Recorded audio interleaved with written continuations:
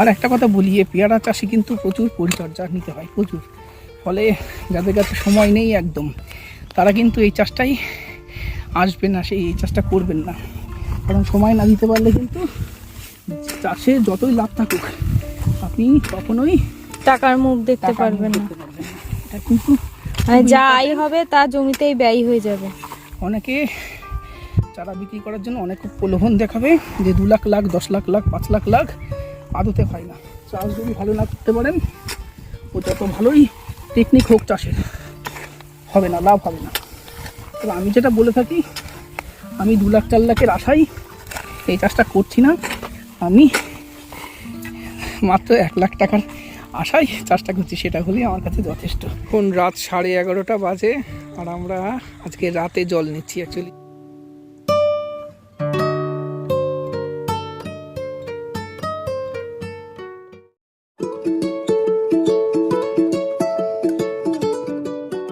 প্রচুর বাগান ভিজিট করে অবশেষে আমি নিজেও শুরু করলাম গোল্ডেন 8-এর চাষ। আর আজকে চলছে প্ল্যান্টেশন। কিভাবে আমরা এই গোল্ডেন 8 লাগাচ্ছি, শুরু থেকে পরিচর্যা কি নিচ্ছি। অনেকের ডিমান্ড ছিল যে শুরু থেকে পরিচর্যা ডিটেলসে দেখাতে হবে, সেই কারণেই আজকে নতুন একটা সিরিজ আমরা শুরু করছি। সেটা গোল্ডেন 8-এর চাষ আমরা কিভাবে করব, তার কমপ্লিট পরিচর্যা। আমার নিজের বাগান থেকে আমি শুরু করতে চাইছিলাম ভিডিওটা, সেই কারণে এই টপিকের উপরে এতদিন কোনো ভিডিও আনিনি।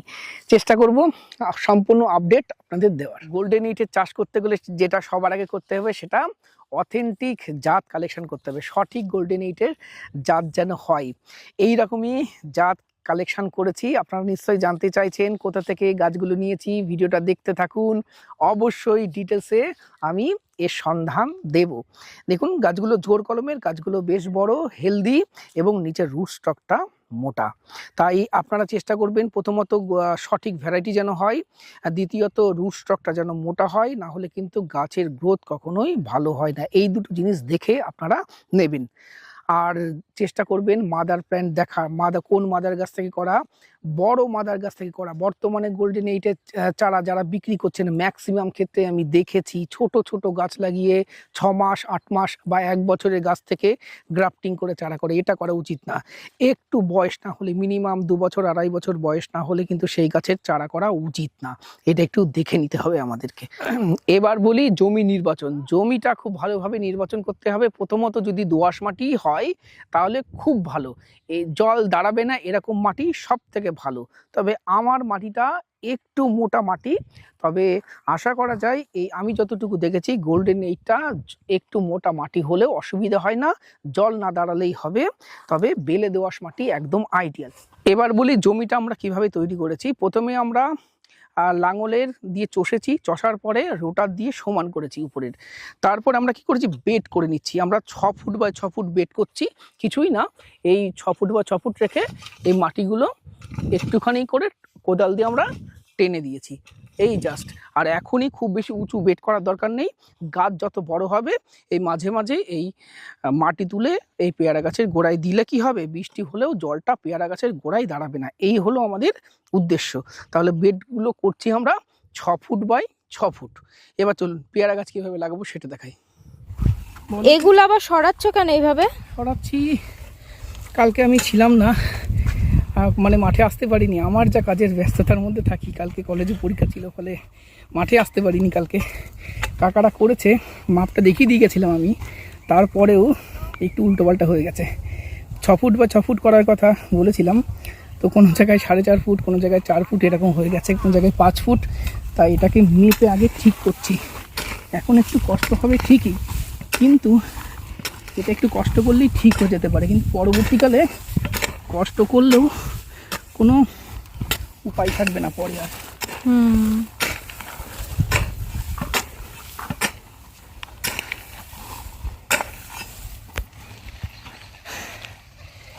সে গাছ একদিন পরে লাগানো হয় হোক, এটা অবস্থা আজকে শেষ করা যাবে না।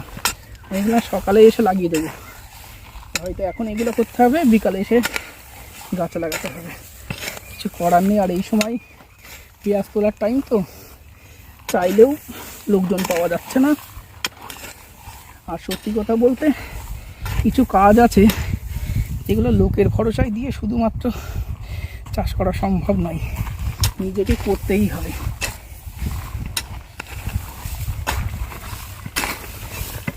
আর একটা কথা বলি, এই পেয়ারা চাষে কিন্তু প্রচুর পরিচর্যা নিতে হয়, প্রচুর। ফলে যাদের কাছে সময় নেই একদম, তারা কিন্তু এই চাষটাই আসবে না, এই চাষটা করবেন না। কারণ সময় না দিতে পারলে কিন্তু চাষে যতই লাভ থাকুক আপনি কখনোই টাকার মুখ দেখতে পারবেন না। এটা কিন্তু মানে যা আয় হবে তা জমিতেই ব্যয় হয়ে যাবে। অনেকে চারা বিক্রি করার জন্য অনেক প্রলোভন দেখাবে যে 2 লাখ লাখ 10 লাখ লাখ 5 লাখ লাখ, আদতে হয় না। চাষ যদি ভালো না করতে পারেন, ও যত ভালোই টেকনিক হোক চাষের, হবে না, লাভ হবে না। তবে আমি যেটা বলে থাকি, আমি 2 লাখ 4 লাখের আশায় এই চাষটা করছি না, আমি মাত্র 1 লাখ টাকার আশায় চাষটা করছি, সেটা হলেই আমার কাছে যথেষ্ট। আর সেটা থেকে যদি বেশি করতে পারি সেটা ভালো। দেখা যাক ভবিষ্যৎ কি বলে, আর আপনাদের আশীর্বাদ। আমরা এই পেয়ারা গাছের যে ডিস্টেন্সটা দিচ্ছি সেটা হলো 6 ফুট বাই 6 ফুট করছি আমরা। আর কোনো কোনো ক্ষেত্রে আমরা একটু ডিস্টেন্সটা বেশিও দিচ্ছি, আমরা 6 ফুট বাই 7 ফুটই লাগাচ্ছি। কারণ আমি অন্য একটা বাগান, মানে কাঁঠালের বাগান করতে গিয়ে দেখেছি, প্রথমে আমার গাছগুলো একটু কাছাকাছি লাগানো হয়ে গেছিলো।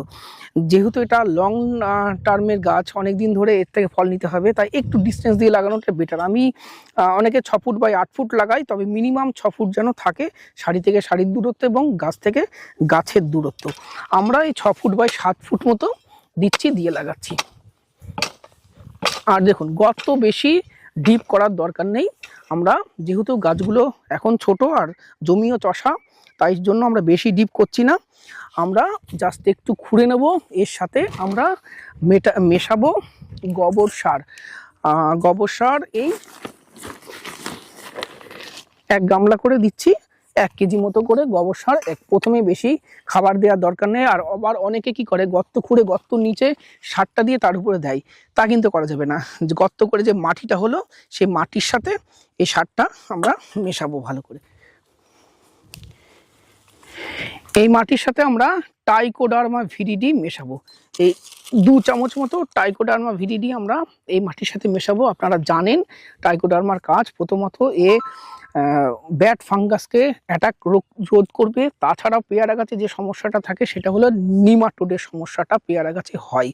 এই নিমাটোড থেকে অনেকাংশ এই টাইকোডার্মা ভিরিডি কন্ট্রোল করে। তবে নিমাটোডের জন্য সবথেকে ভালো নিমাটোড প্রতিরোধক নিমাটোড পি, এটা ব্যবহার করা যেতে পারে। তবে বর্তমানে আমি এই টাইকোডার্মাটাই ব্যবহার করছি। এটা ফাঙ্গাস এবং নিমাটোড থেকে গাছকে রক্ষা করবে। অনেকে এই গোল্ডেন ইট পেয়ারা গাছ লাগানোর সময় অনেক ফার্টিলাইজার ব্যবহার করেন, অনেকে রাসায়নিক সার দেন, দানা সার দেন, অনেকে হাড়ের গুঁড়ো শিংকুচি দিয়ে লাগান। আমি এর একটু বিরোধী। আমি প্রথমে গাছকে মাটিতে ভালোভাবে সেট হতে দেব। গাছ মাটিতে ভালোভাবে সেট হবে, শিকড় ছাড়বে, তারপরে আমরা এই গাছে খাবার আস্তে আস্তে দেব। এটাই বোধহয় সব থেকে ভালো। প্রথমে গাছকে ভালোভাবে মাটিতে সেট হতে দিন, কারণ এও একটা জীব, একে অতিরিক্ত খাবার যদি দেন তাহলে কিন্তু এ প্রথমেই মাটিতে ভালোভাবে সেট হতে চাইবে না, বরঞ্চ অতিরিক্ত খাবার দিলে এর রুট ড্যামেজ হবে, রুট নষ্ট হবে। আচ্ছা, আর এখন যে কাজটা আমাদের করতে হবে, এখন গাছ লাগালেই একটা কাঁটি পুঁতে দেবো। কাঁটি পুঁতে দিয়ে গাছটিকে শক্ত করে বেঁধে দেবো, কারণ এখন ঝড় বৃষ্টির সময়, ঝড়ে যাতে এই গাছটার ক্ষতি না হয়, কাঁটি পুঁততে হবে। আমরা প্রথমে সব গাছ লাগিয়ে নিই, তারপরে লাস্টে বিকেলে এসে কাঁটিগুলো পুঁতে দেবো। তাহলে আমরা গাছ লাগিয়ে নিই, আর গাছ লাগানোর পরে যে কাজটা আমরা আজকেই করব সেটা বিকেলে কাটি পুঁতবো। আর যদি বৃষ্টি না হয় আজকে বিকেলে, অবশ্যই করে কালকে সকালের মধ্যে এই জমিতে জল দিতে হবে, না হলে কিন্তু এই ছোট ছোট গাছ এখনো শিকড় ধরেনি, গাছগুলো নষ্ট হয়ে যাবে। এই কাজটা এখন করতেই হবে। এই গোল্ডেন ইটের বাগানে পরবর্তীকালে আমি কি কি পরিচর্যা করছি সমস্ত কিছু স্টেপ বাই স্টেপ আপনাদের সামনে তুলে ধরার চেষ্টা করব। আর যারা বিকল্প নতুন চাষ করবেন বলে ভাবছেন, গোল্ডেন ইট অবশ্যই আপনারা চাষ করতে পারেন। এর জন্য যে জিনিসগুলো একটু দেখে নিতে হবে, প্রথমত জমি, যদি জমিতে জল জমে তাহলে এই চাষটা করা যাবে না। দ্বিতীয়ত আপনার যে এরিয়াতে বাড়ি, সেই এরিয়াতে পেয়ারার কেমন চাহিদা রয়েছে সেটাও একটু দেখে নেবেন, আর অথেন্টিক চারা অবশ্যই আপনারা পারচেস করবেন। আর আমি এই গাছগুলো যে নার্সারি থেকে সংগ্রহ করেছি, মা জবা নার্সারি, আমাদের নদিয়া জেলার ভীমপুর থানার উল্টো দিকে রয়েছে মা জবা নার্সারি। আমি স্ক্রিনে ফোন নাম্বার দিয়ে দিচ্ছি, আপনারা চাইলে মা জবা নার্সারি থেকেও এই গোল্ডেন 8-এর চারা সংগ্রহ করতে পারেন। তাছাড়া ওদের কাছে অন্যান্য ফলের কালেকশনও প্রচুর রয়েছে, যদি ফল গাছ লাগাতে চান একবার এই নার্সারি আপনারা ঘুরতেই পারেন। আজকের প্রতিবেদন কেমন লাগলো কমেন্ট করে জানাবেন, ভিডিওটি ভালো লাগলে একটি লাইক করবেন, নতুন হলে চ্যানেলটি সাবস্ক্রাইব করে রংধনু গার্ডেনের সাথে থাকবেন। নমস্কার। এই দেখুন আমাদের জমিতে প্রত্যেকটা গাছ লাগানো একদম কমপ্লিট হয়ে গেছে। আর ওই যে ও, এখন আমরা বাড়ি যাব, আর সম্ভবত আজ বিকালে আর নয়তো কাল সকালের মধ্যে জমিতে জল দিয়ে দেওয়া হবে।